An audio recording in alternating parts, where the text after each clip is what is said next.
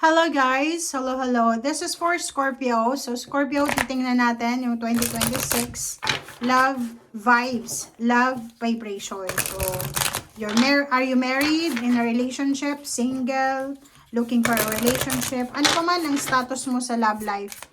Let's check kung ano yung message na gustong iparating sa'yo ng baraha.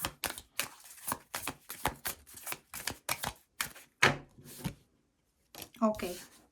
You are awesome. Wow. And, wow, same. Pareho kayo ng Pisces. Panoorin mo nga yung Pisces kasi baka masyado kang nai-stress.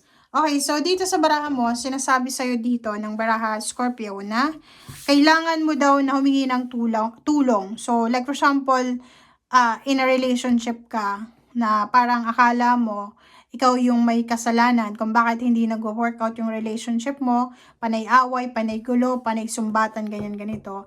Sinasabi ng barahan na walang problema sa'yo. Okay? Walang problema sa'yo, mabuti kang tao, you did your job, ginawa mo yung obligations mo. So, if ever lang na masyado ka nang nabibigatan sa obligations mo sa family, sa love life mo, you need to ask for help, lalo sa partner mo. Okay? Like, wag kang mag-a-assume. Wag kang mag-a-assume na yung ginagawa ng partner mo is pinapahirapan ka. Kasi nung nagsimula kayong magkaroon ng relationship, kayo ay nag-usap, 'di ba? Walang sino man ang dapat sisihin. Nag-usap kayo nun eh. So if ever may mga problems tayo, make sure na pag-usapan din natin kasi dapat bumalik tayo kung saan tayo nagsimula. Nagsimula tayo sa pag-uusap eh. Like for example, paano kayo nagkaroon ng relationship? Kasi nag-usap kayo eh, na pareho kayo may gusto. So now if you are having a problem, mag-usap ulit kayo kasi baka ano lang yan, misunderstanding.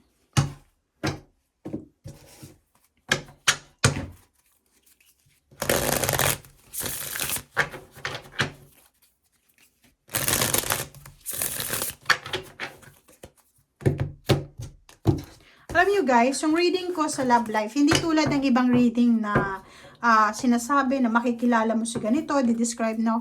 Kasi this one is in general eh. General. Hindi ako kumukuha ng energy ng ng ibang tao.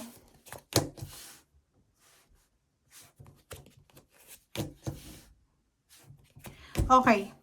So, dito, sa tower na to, diba? So, Lover's Tower, Six of Swords, and Nine of Pentacles, and Hangman. There's a couple here. Paki-comment sa comment section. There's a couple. Like, mag-boyfriend, girlfriend, mag-asawa, mag-live-in partner. Couple sila na posibleng yung karelasyon nyo is fire sign, Leo, Aries, Sagittarius. Or maybe Gemini, Libra, Aquarius, or pwedeng Earth signs, Virgo, Capricorn, and Taurus. Sila yung mga zodiac signs na posibleng magkakaroon kayo ng problems. You will have emotional problems. May mga away, gulo kayo na pwedeng parang may encounter nyo. Simula January, February, until December. Pwedeng merong mga relationship na maghiwalay, merong mga relationship na mag-part ways, mag-move on, separate ways, parang ganon. Meron ditong mag-asawa na they're planning to invest or magpayaman. Yung like for example, ganito yon. Merong mag-asawa, mag-boyfriend, girlfriend, or magka-live-in. Yung isa, pumunta ng ibang bansa. But before pumunta ng ibang bansa, buo yung plano nila eh. Like, mag-iipon tayo together. And yung isa na iwan sa Pilipinas, nagbe-business, nagtatrabaho.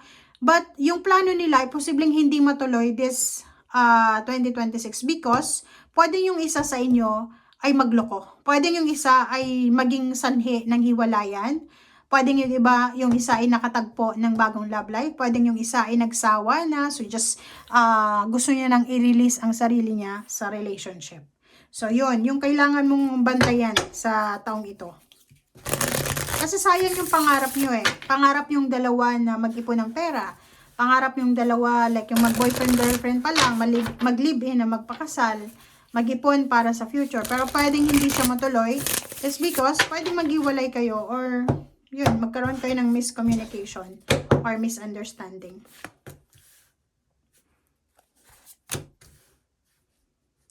Okay, Scorpio.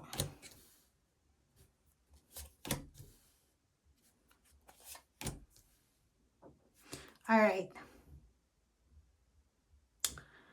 Isa sa mga worried mo, hindi ka makapag-desisyon. Meron ditong Scorpio na maybe you're in a relationship, hindi ka nakikipag-iwalay, it's because of your kids. Iniisip mo, anong mangyayari sa anak mo kung makikipaghiwalay ka? But sinasabi ng baraso dito na you and your loved ones are safe, are protected. So, yun yung problema ng relationship, guys. Kasi pag ang relationship ng mag-asawa, mag-boyfriend, girlfriend, magka-live-in, na may mga anak na, nakafocus sa anak, ang rason nyo is puro anak. You're just making excuses. Ginagamit lang yung anak. 'Di ba? Yung sabi nga, di ba, may narinig ako noon na like from sermon ng pare.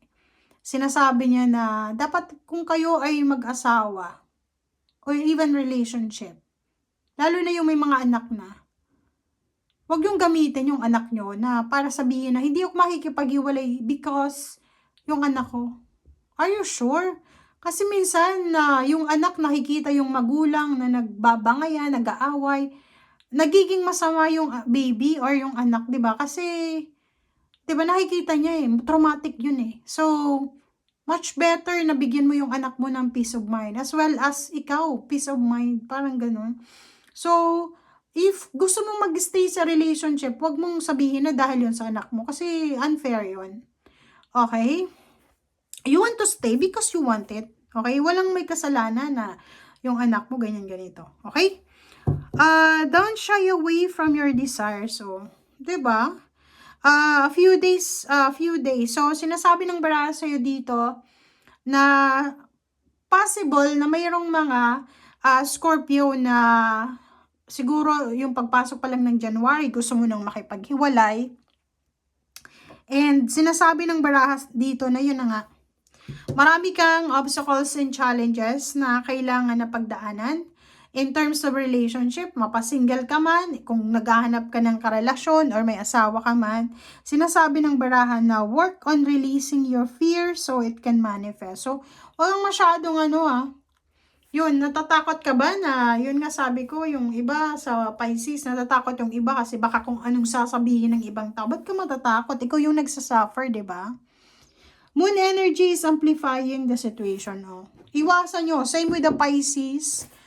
Ang Scorpio, water sign kayo. So, kung may mga decision making ka sa love life, wag mong gagawin yung decision sa full moon. So, kung hindi mo alam yung full moon ng January, February until December, mag-check ka sa internet, i-google mo, what's the full moon for January, February, makikita mo doon. So, wag kang gagawa ng desisyon, isulat mo yun sa papel na, eto, January ganyan, February ganyan, hindi ka dapat gumawa ng desisyon, kahit sa love life, trabaho, yung iba na nagre-resign basta-basta lang, na hindi tinitingnan, baka full moon, baka may regla, or baka hormonal imbalance na, dahil lang sa emotion nila. Kasi pag full moon yung tao, nagiging sensitive and emotional.